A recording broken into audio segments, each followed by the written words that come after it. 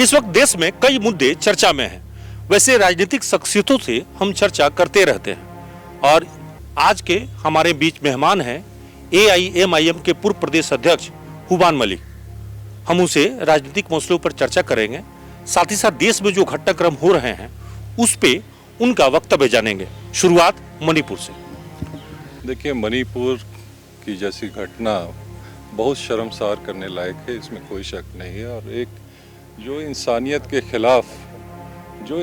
के खिलाफ ये काम हुआ है मणिपुर में, इसमें सिर्फ हम लोग नहीं, भाजपा के भी कई लोगों ने इसकी भर्त्सना की है, इसमें कोई शक नहीं है। और कांग्रेस भी भर्त्सना की है। सभी इंसान, जो भी इंसान है, वो इन मुद्दों को कभी भी आप समझ लीजिए, इनको कोई एक्सेप्ट नहीं कर सकता। इंसानियत के नाते इसमें कोई शक नहीं, इस तरह के मुद्दा कभी कोई एक्सेप्ट नहीं कर सकता।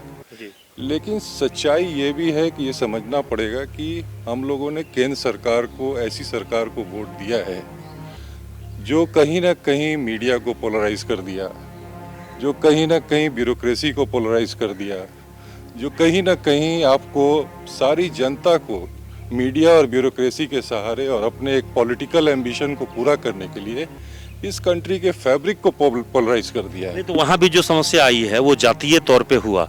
जातीय आरक्षण का लहर, जातीय आरक्षण का कहर जो है वो देखने को मिल रहा है।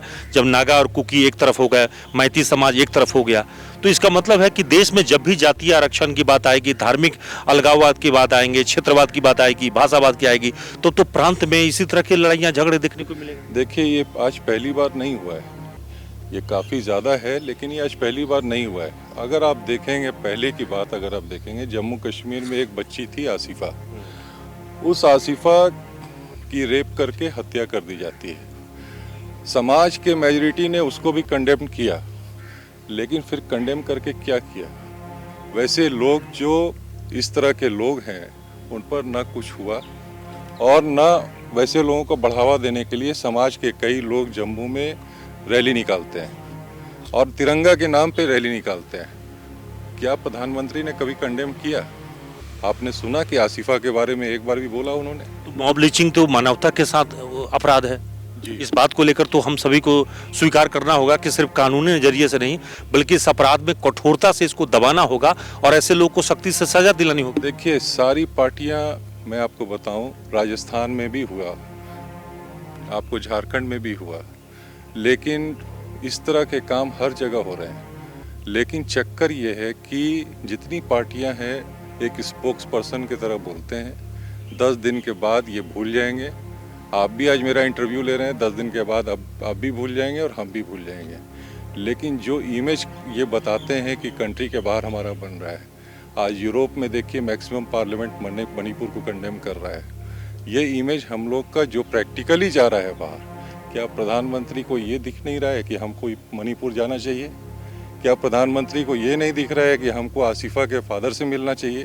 क्या प्रधानमंत्री को गले मिलने का फुर्सत है दुबई के किंग से, लेकिन यहाँ पे कोई मुसलमान डेलीगेशन बना करके उनको ये नहीं चाहिए कि मुसलमानों का डेलीगेशन बना के इस तरह का जो टीम है उनको मदद किया जाए, राहत पहुँचाया जाए और कानून ऐसा बनाया जाए इंसानियत के लिए कि कम से कम ऐसा हो कि पूरे देश में अगर इस तरह के लोग हो तो उनको फांसी की सजा तक पहुंचाया जाए। इसका मतलब है कि जाति और धर्म के आधार पर एक्ट किया जा रहा है, कानून उसी आधार पर चीजों को पालन कराई जा रही है। ये आखिर क्यों ऐसा होता है कि जहां भी मेजॉरिटी कम्युनिटी का कभी गवर्नमेंट बन रहा है आज के तारीख में, और जिसको ये लोग डबल इंजन की सरकार बोलते हैं, वहीं ज़्यादा शह हो रहा है। 77 दिन कम नहीं होता। आपने ही कहा था कि अगर 3 दिन में दंगा नहीं रुकता है तो प्रशासन और सरकार का हाथ होता है उसमें। आपने ही कहा था कभी कि अगर प्रशासन 3 दिन में दंगा नहीं रोक पाए, मुझे याद है अमित शाह ने कहा था, और अमित शाह जब 77 दिन तक दंगा नहीं रुकता है तो हम लोग किसका समझेंगे मणिपुर में किसका हाथ है? ये तो सोचने वाली बात है ना। तो हमको लगता है कि हमारा प्रधानमंत्री तो ज़्यादा टाइम उनका व्यस्तता रहता है चुनाव में, 2024 की तैयारी में जुटे हुए हैं, तो शायद उनको फुर्सत नहीं मिल पाती होगी। देखिए, 2024 की तैयारी सभी लोग कर रहे हैं, लेकिन देश अगर व्यवस्थित नहीं रहेगा तो वो वोट किससे मांगने जाएंगे? आखिर यही जनता वोट देगी। अभी इलेक्शन कुछ दिन पहले मणिपुर में था तो उन्होंने कांग्रेस के आदमी को तोड़ के मुख्यमंत्री बना दिया। इसमें तो जो माहिर हैं वो इसमें तो इनकी एक्सपर्टीज क्या पीएचडी है, भले ही वो पीएचडी किए हो या नहीं किए हो, लेकिन इस मामले में पीएचडी है उनका कि कांग्रेस के लोग को तोड़ के, किसी और पार्टी के भतीजा को तोड़ के, कभी जेएमएम की सरकार को पूरा मर्ज करके बीजेपी से बनवा लेना साथ में। लेकिन अगर हम आपसे अगर ये पूछें कि इस वक्त में राहुल गांधी और प्रधानमंत्री नरेंद्र मोदी में दोनों में तुलना किया जाए तो आपको सर्वश्रेष्ठ कौन लगता है और कौन इस वक्त में देश का बागडोर संभालने के लिए ज़्यादा बेहतर है, उपयुक्त है? देखिए, नो डाउट राहुल गांधी बहुत अच्छे इंसान हैं, लेकिन मैं आज भी बोलूँगा कि कमल छाप कांग्रेसियों के साथ टिके हुए हैं। सबसे बड़ी दिक्कत उनके साथ ये है कि राहुल गांधी खुद तो अच्छे हैं, लेकिन उनके आसपास जो लोग हैं वो कांग्रेस को हराने वाले लोग ज़्यादा और कांग्रेस को जिताने वाले लोग कम हैं। इनको शायद मेरा इंटरव्यू सुने या नहीं सुने, मैं ये साफ बोल रहा हूँ आपको कि मुझे कोई फ़र्क नहीं पड़ता, क्योंकि मैं कांग्रेस में आज हूँ नहीं, भले ही मेरे पिताजी कांग्रेस में हैं, लेकिन जो मैंने देखा है अपने पिताजी के साथ या मैंने कई बार यहाँ भी देखा, वैसे लोगों को ये प्रदेश अध्यक्ष बनाते हैं जो कहीं ना कहीं इलेक्शन से पहले कांग्रेस को हराने में लिप्त है।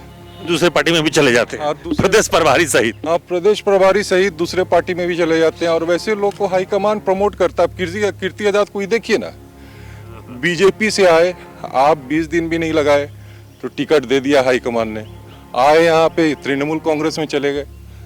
ददई दुबे को टिकट मिला, नहीं मिला तो सोनिया गांधी गंदी है, समझ गए ना? नहीं, लेकिन आपका जब एमआईएम से जब आपका मोह भंग हो गया और आप उस पार्टी को छोड़ दिए तो फिर आप कांग्रेस या बीजेपी, इन दो पार्टियों का आपके सामने ऑप्शन था, इसमें से किसी को तो ज्वाइन कर सकते थे आप। देखिए, बीजेपी में जाने का कोई सवाल नहीं पैदा होता है। कांग्रेस मेरा ओरिजिनल परिवार था और कांग्रेस मेरा ओरिजिनल परिवार है। मैं बेसिकली अगर कांग्रेस में नहीं रहता तो एमआईएम का अध्यक्ष भी नहीं बनता, मैं ये भी आपको सही बात बता रहा हूँ। लेकिन सच्चाई, अगर मैं मन्नान मलिक के परिवार से नहीं रहता, हमारे वालिद साहब के परिवार से मैं नहीं रहता, तो एमआईएम वाले हमको क्यों बनाते? क्योंकि उनको सेकुलर क्रेडेंशियल के लोगों को बनाना था। लेकिन मैं आज भी बोलूँगा कि कांग्रेस में जो दोगले प्रवृत्ति के लोग हैं या चौगले, आज तो मैं बोलूँगा चौगले प्रवृत्ति के लोग, इन लोगों को अगर आप प्रदेश अध्यक्ष, प्रदेश प्रभारी, इस तरह के लोग को बनाइए। कार्यकर्ता कम नेता चाहता है, बताया जा रहा है कि सब सांसद और विधायक बनना चाहते हैं। जिला अध्यक्ष बनाइएगा वैसे लोगों को जो जिसका समाज में कोई मतलब उस तरह का है, जिस मतलब कि जो छुप के बीजेपी के लिए वोट देने के लिए बोले हो ये रात के अंधेरे में, तो समाज तो जानता है ना कि कौन आदमी को आप बनाए हैं जो समाज में बीजेपी को वोट डलवाया हो, जिसके परिवार में फादर उसके बीजेपी को वोट डालते आए हो, जिसकी वाइफ बीजेपी में वोट डालती आई हो, मतलब ये सोचने की बात है। और राहुल गांधी उसको प्रदेश अध्यक्ष और प्रदेश प्रभारी और जिला अध्यक्ष इस तरह के लोग को बनाए हुए हैं, तो राहुल गांधी को मुबारक। अगर राहुल गांधी इन दोगले चोगले लोगों के साथ, प्रवृत्ति के लोग के साथ रहना चाहते हैं तो वैसे ही पदयात्रा करते रहेंगे और ऐसे चोगले लोग। तो आप कभी आप राहुल गांधी से मिलने की कोशिश नहीं की, चीज़ों को सामने मिले, बात करें? आप तो चूंकि जिस परिवार से हैं, आप मन्नान साहब के बेटा हैं, पूर्व मंत्री रह चुके हैं, राजनीतिक कदावर फैमिली रहा है, तो आप भी राजनीति में आगे बढ़ना चाहिए था, आना चाहिए था और राहुल गांधी से मिलकर बताना चाहिए था। देखिए, मैं अभी कुछ पर्सनली कुछ अपने हेल्थ के इश्यूज से सफ़र कर रहा हूँ और कई बार बात होती है, ऐसा नहीं है कि बात नहीं होती है, लेकिन जब मैं देखता हूँ इस तरह के लोगों को हावी होते हुए तो मुझे सिर्फ यही लगता है वो बेचारा पद यात्रा कर रहे हैं और ये सब लड़के जितना है पद के लिए दिल्ली की यात्रा करते हैं, बस इतना ही फ़र्क है। राहुल गांधी कोशिश कर रहे हैं कि कांग्रेस ऊंचा उठे और ये लोग सिर्फ कांग्रेस में उनका फल खाने के लिए बैठे हुए हैं। लेकिन भारत जोड़ो यात्रा से राहुल गांधी की एक बेहतर छवि बनी है, देश ने उनको पहले से ज़्यादा समझा है, जाना है और उनका कोशिश जो है रंग ला रही है। अब लोग उनको हल्के में नहीं ले रहे हैं, गंभीर नेता के तौर पर लेने लगे। देखिए, ये कोशिश उनको बहुत पहले करनी चाहिए थी, ये मैं सच्चाई बताऊं, इनसे उम्मीद बहुत पहले से था, लेकिन कहीं ना कहीं चंडाल चौकड़ी के चक्कर में फंस के उनको सब पप्पू बना दिया, ये सच्चाई है।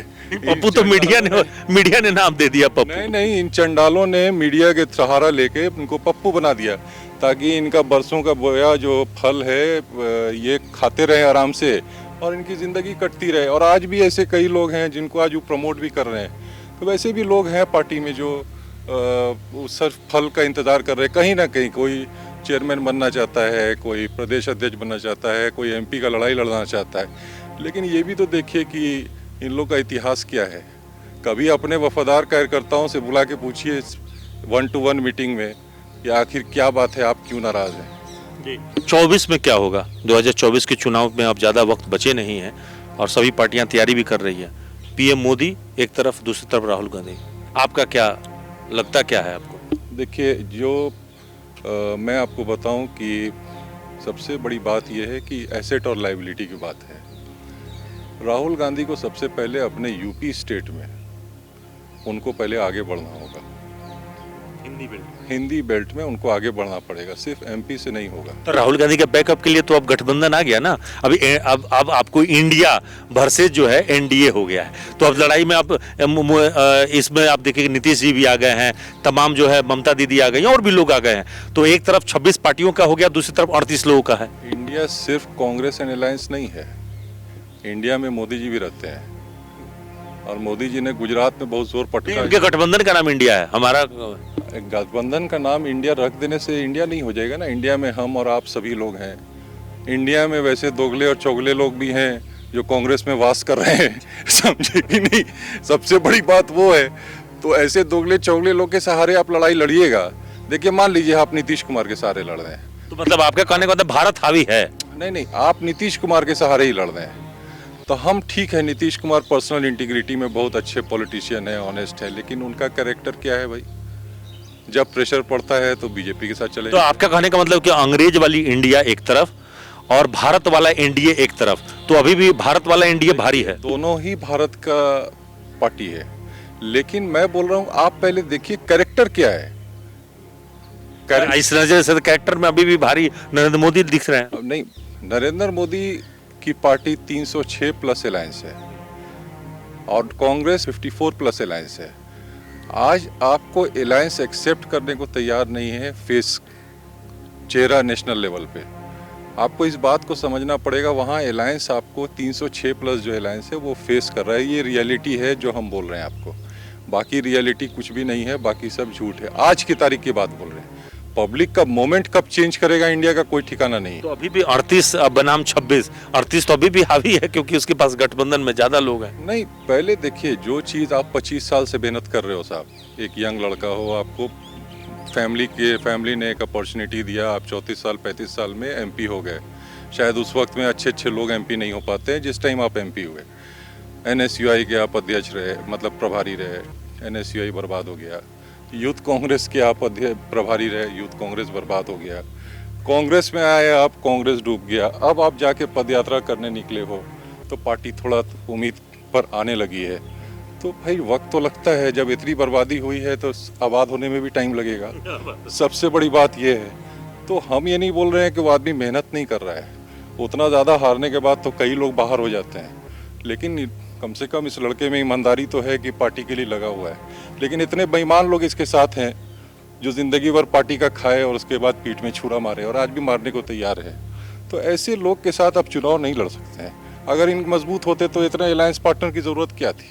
धनबाद में क्या होगा? क्योंकि धनबाद में अभी भी कह रहे हैं कि जो मौजूदा सांसद हैं पीएन सिंह, वो कह रहे हैं कि पीएन सिंह साहब कह रहे हैं कि अभी भी हम चुनाव लड़ने के लिए तैयार हैं और उम्र कोई मायने नहीं रखता। 74 साल आसपास की उम्र है और लोग 80 साल में भी सांसद बने हैं, तो लड़ाई लड़ने के लिए तैयार हैं।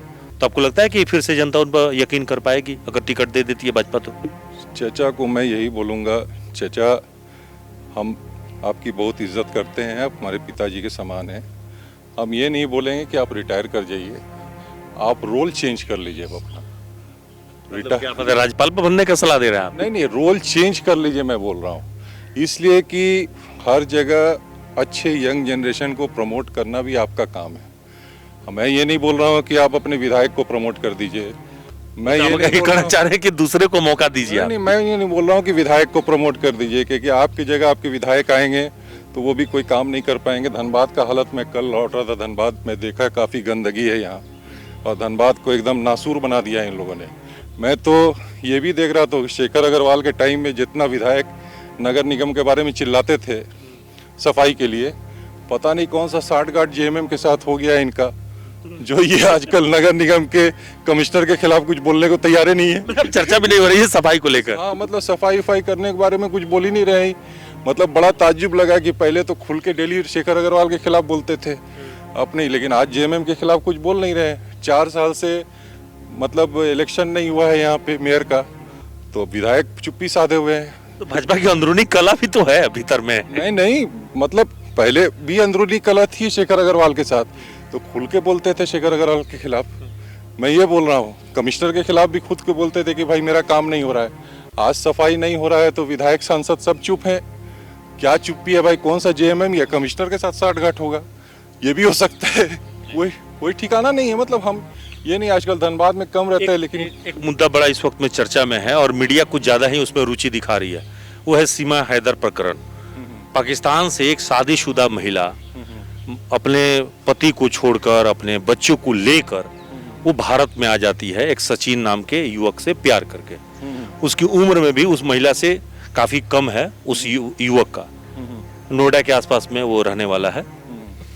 अब बताइए कि उस महिला का पूरे देश स्तर पर जिस तरह से कुछ लोग स्वागत कर रहे हैं, उसको बहू के रूप में जो है प्रचारित कर रहे हैं, मीडिया रोज जो है इसको जो है ग्लोरीफाई कर रही है, तो ये तो सामाजिक तौर पर हमारे यहाँ भी अपराध है कि कोई शादीशुदा महिला अपने शौहर को छोड़कर बच्चों को लेकर, अपना क्षेत्र की बात छोड़ दीजिए, वो तो मुल्क छोड़ के चली आई और उसका हम ये कर रहे हैं, तो ये तो कानूनी तौर पे अपराध ही नहीं। हमें लगता है कि वो जासूसी करने भी तो आई हो सकती है भारत में।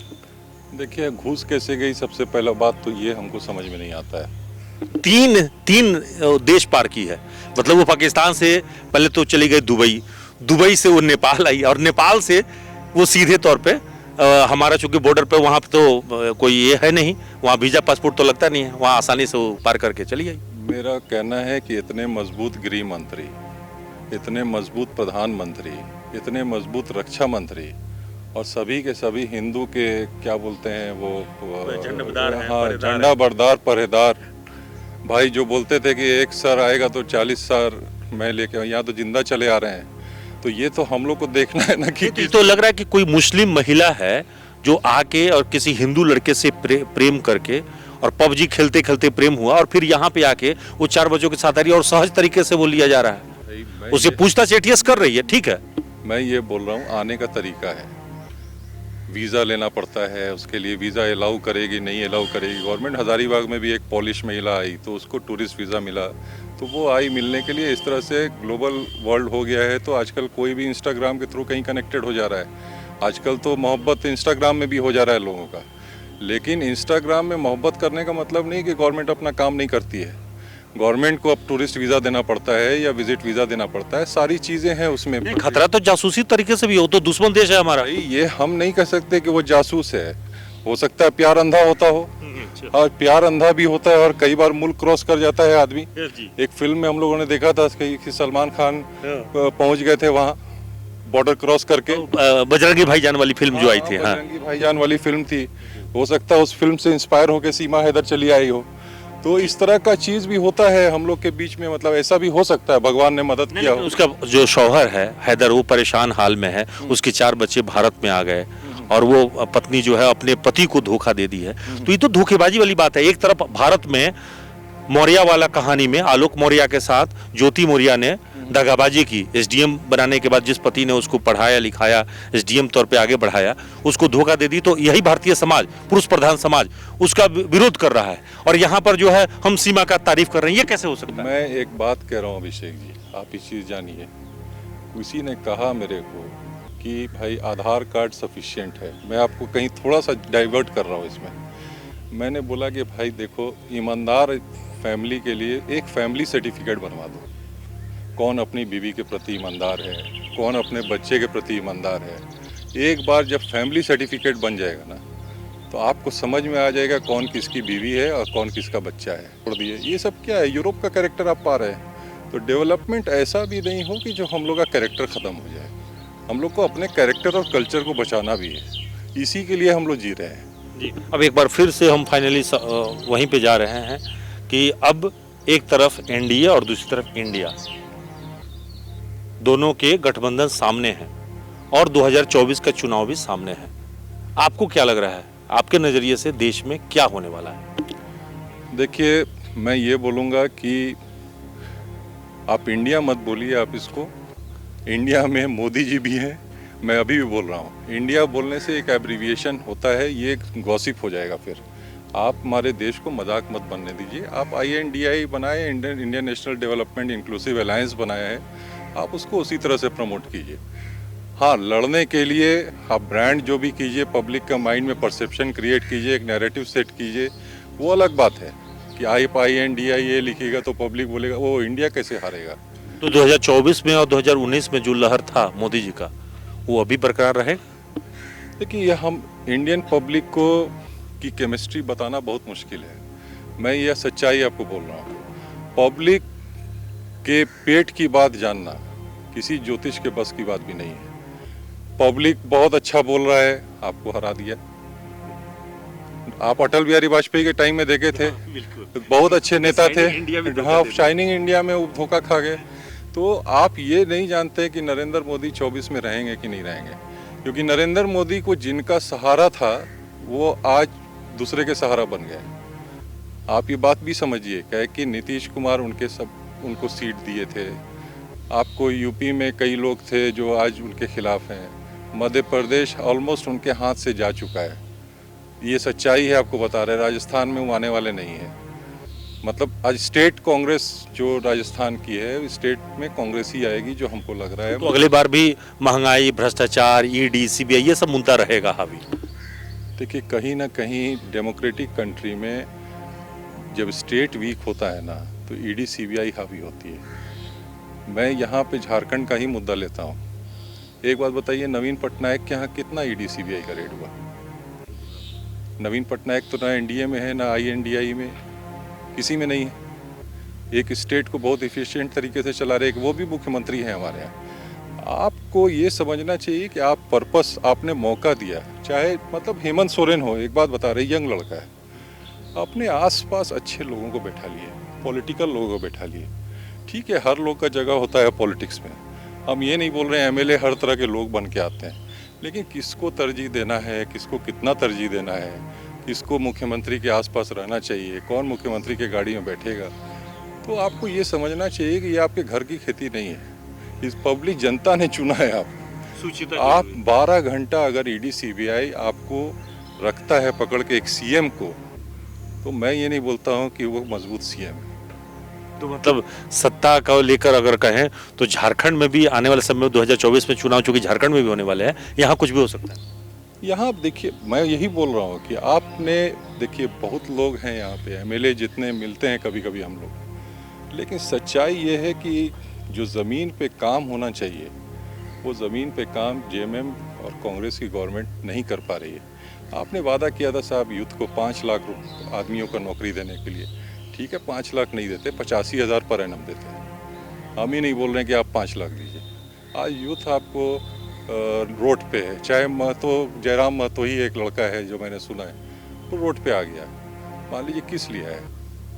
1932 का सहारा लेके आया, इसी इशू पे आया। आपके घर का लड़का है साहब, आप उसको बोल रहे हैं जो भी बोल लीजिए, घर का लड़का है। अगर आज उसका पेट भर जाए तो क्यों वो रोड पे आएगा? क्यों अपना पॉलिटिकल फ्रंट बनाएगा? किसी को शौक नहीं है पॉलिटिक्स करने का।